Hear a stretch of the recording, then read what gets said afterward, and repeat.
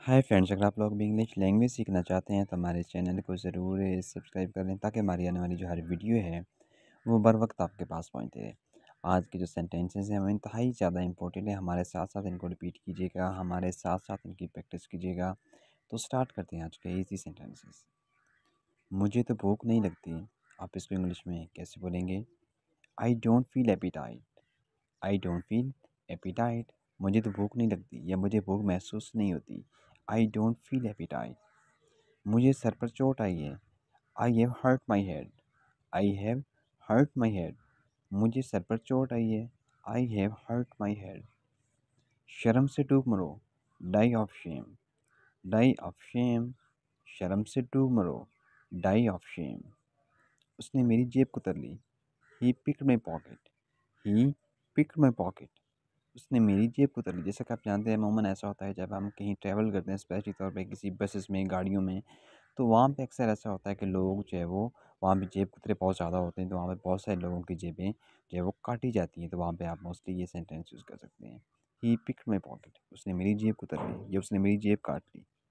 मेरा तो उसके बगैर गुजारा नहीं। I can't live without it. I can't live without it. मेरा तो उसके बगैर गुजारा नहीं। आप ये भी कह सकते हैं कि या तो मैं उसके बगैर रह नहीं सकता। I can't live without it. वो उतनी उम्र का नज़र तो नहीं आता। He does not look his age. He does not look his age. वो इतनी उम्र का नज़र तो नहीं आता।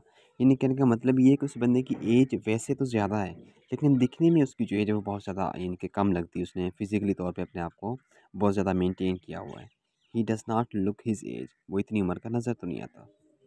उसे ज़मानत पर रिहा कर दिया गया। He was bailed out. He was bailed out. उसे ज़मानत पर रिहा कर दिया गया। He was bailed out. लड़की अपने बाल संवार रही है। The girl is doing her hair. The girl is doing her hair. लड़की अपने बाल संवार रही है। The girl is doing her hair. उसने दाढ़ी रख ली है। He keeps beard. He keeps beard. उसने दाढ़ी रख ली है। He keeps beard. मैं जोश में आ गया। I got excited. I got excited.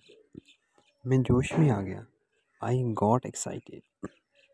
मेहमानों को अंदर ले आओ। Show the guests in. Show the guests in. Guest कहते हैं मेहमानों को। मेहमानों को अंदर ले आओ। शो द गेस्ट्स इन। मुंह हाथ धो लें। Wash your hands and face. Wash your hands and face. मुंह हाथ धो लें। Wash your hands and face. मैं ये कैसे कर सकता हूँ? How can I do this? How can I do this? मैं ये कैसे कर सकता हूँ? डू का मतलब है करना। डू मीन करना। मैं ये कैसे कर सकता हूँ? How can I do this? तो चलिए शुरू करते हैं। So let's get started. So let's get started. तो चलिए शुरू करते हैं। So let's get started. Start का मतलब है शुरू करना। स्टार्ट मीन शुरू करना। इसे समझाओ। Make him understand. Make him understand. उसे समझाओ। Make him understand. तो ये प्लान है। So that's a matter. So that's a matter. तो ये प्लान है। So that's a matter. क्या मुसीबत है? What the heck? What the heck? क्या मुसीबत है? What the heck? किस चीज़ से गंदी बदबू आ रही है? यानी कि किसी चीज़ से गंदी स्मेल आ रही है। Something smells bad. Something smells bad. जैसे कि आप जानते हैं, अमूमन कभी कभी ऐसा होता है कि जब हम किसी भी जगह के ऊपर बैठे होते हैं तो अचानक वहाँ से स्मेल आने लग जाती है, वहाँ से बदबू होने लग जाती है। अगर आपको भी ऐसी सिचुएशन फेस करने को मिलती है तो आप भी ये सेंटेंस यूज़ कर सकते हैं। किसी चीज़ से गंदी बदबू आ रही है। Something smells bad. मैं शायद ये करूँ। I might do that. I might do that. मैं शायद ये करूँ। I might do that. Do का मतलब है करना। मुझे इस बारे में थोड़ा पता है। I know a bit about it. I know a bit about it. मुझे इस बारे में थोड़ा पता है। यानी कि मुझे इसके बारे में कंप्लीट नॉलेज नहीं है, मुझे इसके बारे में मुकम्मल इन्फॉर्मेशन नहीं है। I know a bit about it. कहीं नज़र ना लगे। Touch wood. Touch wood. कहीं नज़र ना लगे। Touch wood. ये किसके लिए है? What is this for? What is this for? ये किसके लिए है? What is this for? ये उसे दे दो। Give it to him. Give it to him, give का मतलब है देना, गिव मीन देना, ये उससे दे दो, गिव इट टू हिम। अमूमन ऐसा होता है कि जब हमें किसी चीज़ की ज़रूरत नहीं होती तो हम मोस्टली ये बोल देते हैं कि ये उसे दे दें आप, गिव इट टू हिम। जो दिल में आए करो, do what you want to do, do what you want to do, जो दिल में आए करो, यानी कि जो आपका दिल चाहे करो, जो आप अपनी मर्ज़ी से करें, जो करना चाहते हैं वो कर दें। कुछ ऐसे लोग होते हैं जो अपनी मनमानी करते हैं, अपनी मर्ज़ी से करते हैं, वो किसी का कहना नहीं मानते, तो आप उनके लिए मोस्टली ये सेंटेंस बोल सकते हैं कि जो दिल में आए करो, जो जी में आए करो, do what you want to do. इससे खबरदार रहो, beware of him, beware of him, इससे खबरदार रहो, बी वेयर ऑफ हिम। मुझे बिल्कुल नहीं पता, I have no idea, I have no idea, यानी कि मुझे बिल्कुल नहीं पता, मुझे बिल्कुल भी आइडिया नहीं है या मैं इसके बारे में नहीं जानता। आई हैव नो आइडिया तो आप मोस्टली ये कह सकते हैं, आई हैव नो आइडिया। वो मेरे पीछे था, he was behind me, he was behind me, behind का मतलब है पीछे, वो मेरे पीछे था, ही वॉज बिहाइंड मी।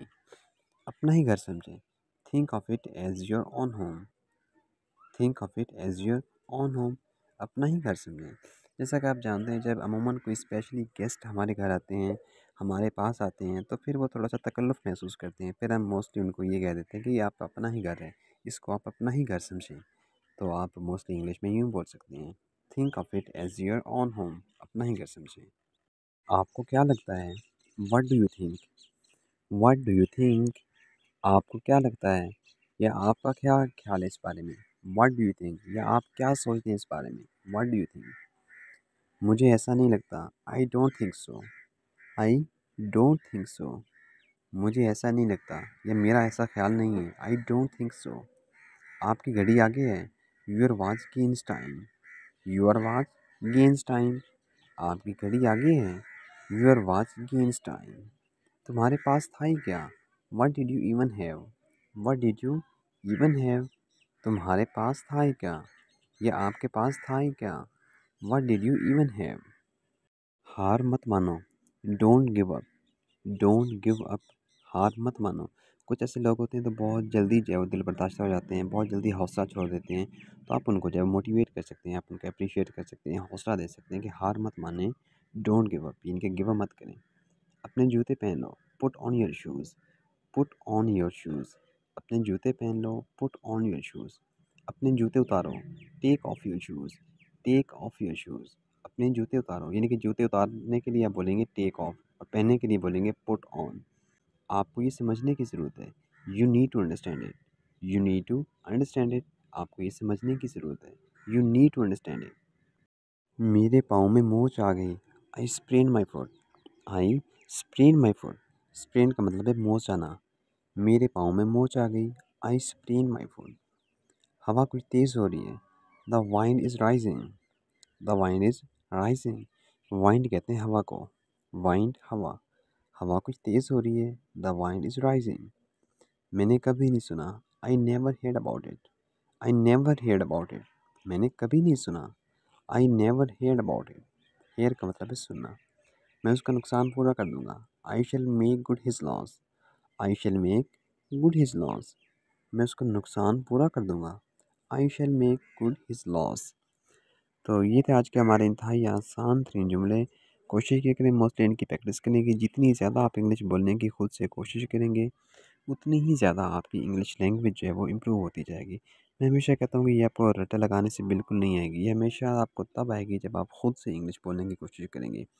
और दूसरी बात ये कि अपनी लिसनिंग पावर को आप ज़रूर इम्प्रूव करें, ज़्यादा से ज़्यादा आप इंग्लिश वीडियोज़ को सुना करें, इंग्लिश लेक्चर्स को सुना करें, ताकि वो जो इंग्लिश के अल्फाज हैं वो आपके माइंड के अंदर बैठना स्टार्ट हो जाएँ और यकीनन फिर बाद में आप उनको रिपीट करना भी शुरू कर देंगे।